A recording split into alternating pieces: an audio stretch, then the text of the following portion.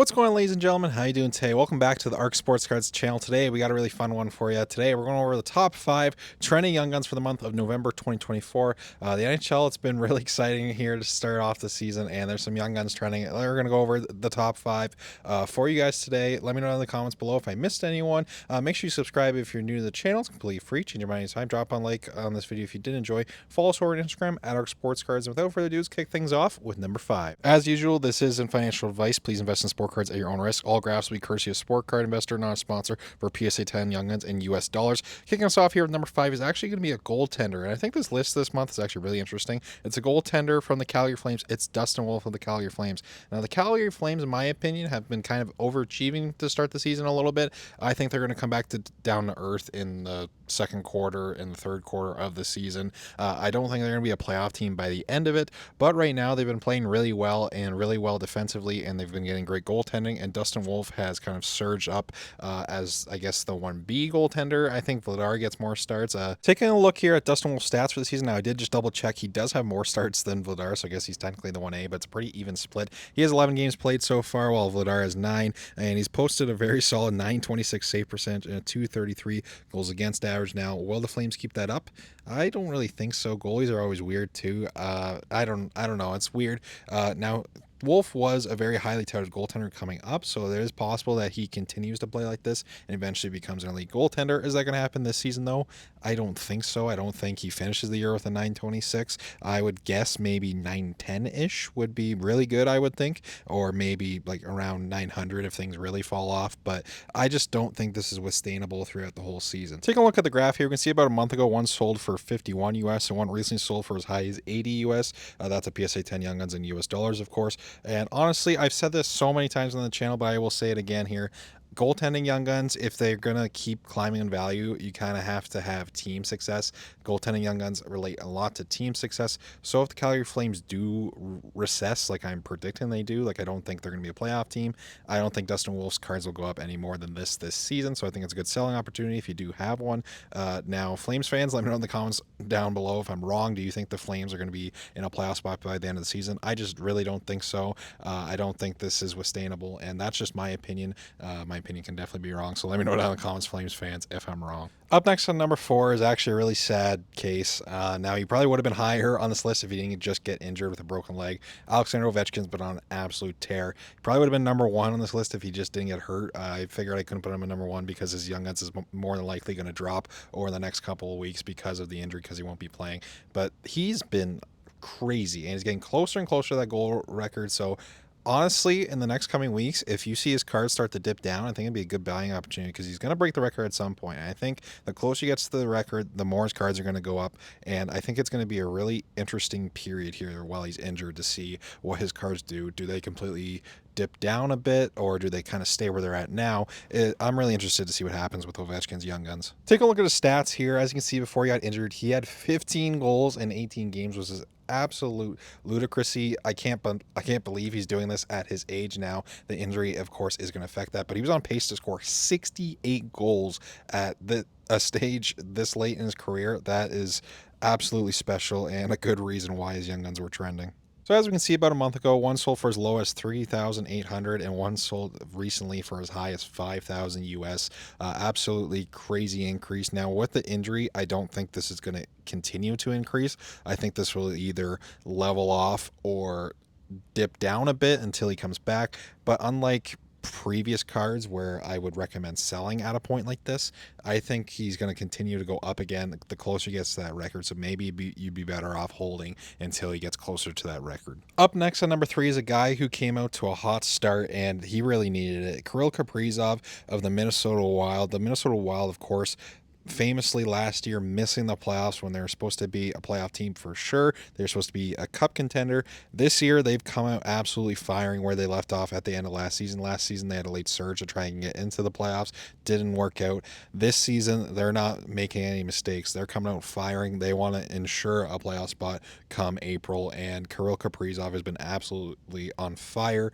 He's definitely a heart favorite as of right now. I would say I would probably give it to Nathan MacKinnon right now, but Carill Caruso for me coming as a close second. Could definitely end up winning the Hart Trophy, and his youngins have been trending for that reason. Take a look at his stats so far this year. As you can see, 34 points in 19 games. I believe he's still second in the NHL at the time of this recording, behind Nathan McKinnon by maybe a couple points or a point or two. But anyways, Kirill Kaprizov, spectacular start. This is exactly what Minnesota needed. This is the superstar we all know Kirill Kaprizov could be. Last year, of course, he came very close to 100 points. He's going to definitely crush that if he continues his pace this season. Very excited to see what happens in Minnesota this year, and very excited to see if Kaprizov can get that Hart Trophy. Take a look at his graph here. You can see about a month ago, one sold for $140 US, one recently sold for as high as $185 US, so a slight increase there on Kaprizov's young guns. Now, Kaprizov, I think compared to maybe Calgary or Washington, I think Minnesota is in a better place as a team to continue this pace. Now, I don't think they're going to be as dominant as they have been early on, but I definitely see them as a playoff team. I don't see them really as a huge cup contender, but I think they're going to be in the playoffs for sure. I think Kirill Kaprizov is going to be near the top of the league in points as long as he can stay healthy, and I think this young guns could continue to climb up if they continue to succeed. So I'm really kind of okay with either option, like if you were to buy, sell, or hold with Kaprizov. It's looking good with Kaprizov cards either way. All right, at the start of the video, I mentioned how I thought this list was really interesting this month, because so far we've had a goaltender, we've had two established superstars who have really performed and been spectacular so far, and here at number 2, we actually have a new rising star. It's Conor McMichael of the Washington Capitals, our second Washington Capital on the list, because the Washington Capitals have been playing absolute lights out. I'm interested to see if they can keep this up with the exit of Ovechkin for the next 4 to 6 weeks. Now, I thought Washington was going to be a firm, locked playoff team, but I don't know. They might regress a bit now that Ovechkin's out of the lineup, but Conor McMichael has made a name for himself here. He's a former first-round pick. I think he was like 27th or like 25th overall to the Washington Capitals, and I was really high on McMichael coming out of the draft. I thought he was going to be spectacular for this Capitals team, but he's been a bit of a, I don't want to say letdown. He wasn't really a letdown. He was just a slow bloomer, and now it looks like we're really starting to see Conor McMichael have a huge breakout season. As you can see, Conor McMichael has 19 points through 19 games. He's scoring a point per game, which is a huge increase on his pace from previous seasons. And that if he can keep up this pace throughout his career and become a point per game player, that will be huge for this Washington Capitals franchise. I'm interested to see if his numbers come down a bit with Ovechkin's exit. The Capitals are in a bit of a flux situation right now. We'll have to wait and see what a lot of these cards do, but I really like McMichael. I think he's capable of it. Take a look at his graph here. As you can see, about a month ago, one sold for as low as $50 or below $50, excuse me, US, and one sold recently for as high as $110 US. So that is a huge increase in McMichael's young guns. Now, what do they do with McMichael? I wouldn't hate selling, but I do see if you want to hold until Ovechkin gets back or something. I just think with the combination of the Washington Capitals market, and right now he's around point per game, I don't think he's going to get any higher than 82 points this season. Like, I don't think he's going to get 100 points or anything crazy like that. I don't see a really big upside besides this current price tag, like of 110, because the Washington market really isn't all that great. So I think this is actually a really good selling opportunity for McMichael, but I do like him going into the future because, like, let's say, for example, next offseason, I don't think his card's going to be selling for 110 US Canadian just because of the market and because of who McMichael is. All right, coming in at number 1, another reason I said this list was very interesting because I think number 1 and number 2 are very similar. Two players having big breakout seasons. It's Martin Necas of the Carolina Hurricanes. Necas, absolute great start to the season. We'll see if he can keep it up. I've been a big Necas fan for a while now, and he's been scoring points left, right, and center. But very similar to Conor McMichael. It's his first real big breakout season. We'll see if he can keep it up. And he's not in the greatest like card market. Carolina's been known for having like a lot of guys around a point per game, like McMichael is, for example. Like Sebastian Aho, his cards have not really been worth a whole lot, even though he's kind of like the franchise centerman. We'll see what Martin Necas can do and if he can establish his own dominant card market. Take a look at his points so far this year. 31 points in 19 games.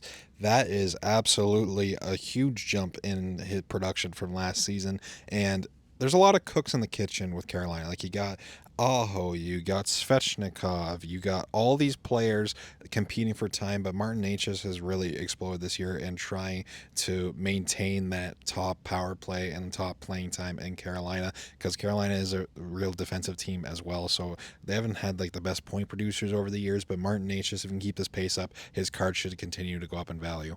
Taking a look at his graph here, you can see one a month ago sold for around 95 US, one sold recently for as high as 195 US. Huge jump in Martin Necas' cards here. I think this is a good either sell or hold opportunity. I think you could definitely hold because I think he's going to keep this pace up. I have a lot of faith in Necas, and Carolina, I think, is a cup contender. I think they're in a lot better situation than Washington is, for example. I think Necas is more likely to keep up his pace than a guy like McMichael. So I wouldn't hate holding this to see if he could crack 100 points. I think if he cracks 100, I think his card could go up even more. But I also wouldn't hate selling this because if you look at a guy like Martin Necas, he's been linked to trade rumors for years. I really thought Martin Necas was going to get traded out of Carolina last offseason. Didn't end up happening, and they're probably glad that they didn't do that. But he's been linked to trade rumors, and we all know when guys get traded, unless it's to one of the big market teams, it tends to hurt their card value. So that's one reason I would sell probably before this season ends. And honestly, with Martin Necas, who knows if this is just a career year or if it's a breakout season. Who knows? It's a guessing game. That's why it's so fun to do these videos. But yeah, let me know in the comments down below, guys, what I got wrong here, who I missed. And thank you all so much for watching another video. Take care, everybody. Have a good one.